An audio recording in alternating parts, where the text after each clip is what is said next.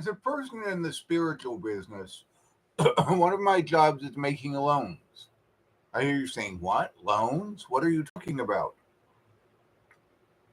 Have you ever had a time in your life when you just lost faith?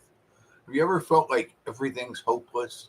All is lost. You see no way forward. Catastrophe is everywhere.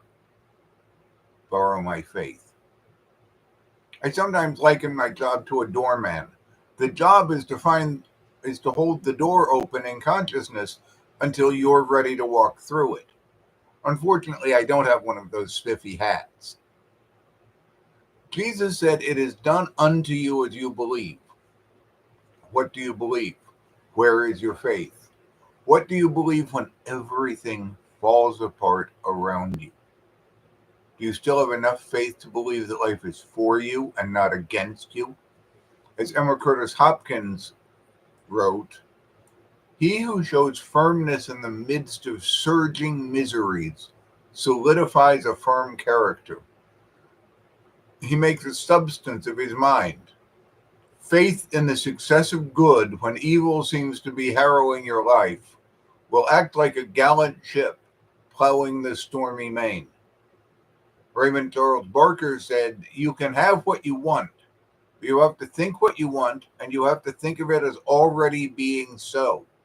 This is the science of Jesus I exemplified." But what if you can't get there? What then? We all need support from time to time, even those of us who have many years of training in spiritual principles and spiritual support need support once in a while. That's when you talk to someone, a minister, a practitioner, a counselor, and you borrow some faith to help you through until you can find it on your own. Deborah Dean Murphy said, "In times of crisis, faith is not generally a stockpiled possession. For me, I didn't have the reserves to draw on and needed to borrow great sums from others to weather the storm." And borrowing faith doesn't even require paying any interest. The Apostle Paul tells us that faith, the lived complex of belief and practice, disposition and character, orientation and outlook, is less something we possess within ourselves and more about something we borrow from others, something we take up or put on, as he phrases it. We put on faith like we put on a shirt. We're here to help each other once in a while, after all. We're here to help each other, after all. Eventually, of course, we must develop faith for ourselves and rely on our own faith. But when we put on the faith of someone who can help us, it leads us to that faith of our own. In the meantime, it's helpful to have someone who can see the truth back of the condition, even when you can't. Remember the story of the four men who brought their paralyzed friend to Jesus to be healed? He'd been paralyzed for a long time, and he believed that that was just the way things were. The four men bring him to Jesus, and according to the story, when Jesus saw their faith, the man was healed. Note that he talks about their faith.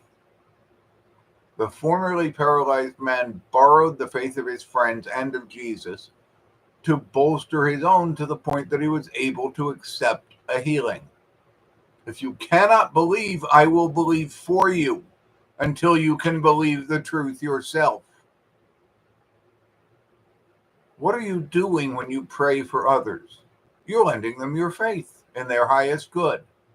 When you pray for me, you're lending me your faith.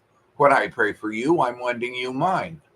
Your prayer invests your faith in the good, whether for yourself or another. That's why absent prayer works. Mary Baker Eddy said, "When you have eliminated all fear, the patient is healed." Now, we don't use the word patient anymore in spiritual counseling, or spiritual work, but Mrs. Eddy was right about this. The reason is that fear is simply faith inverted. It's faith in the negative and the worst. It's faith that bad outcomes are happening. We must clear out that negative faith. so that we can see our highest and best, so that, as Richard Bach tells us in Jonathan Livingston Seagull, we can know that we've already arrived, that our good is already happening. It's already manifest. We simply declare and accept it and see it materialize. When we can't, we borrow some faith. We let someone hold that door open for us. We lean on the faith of our friends or our counselors or our ecclesiastical support. As the song says, lean on me when you're not strong. In other words, when you're walking through the valley of the shadow of death and you can't see your way out, borrow my faith.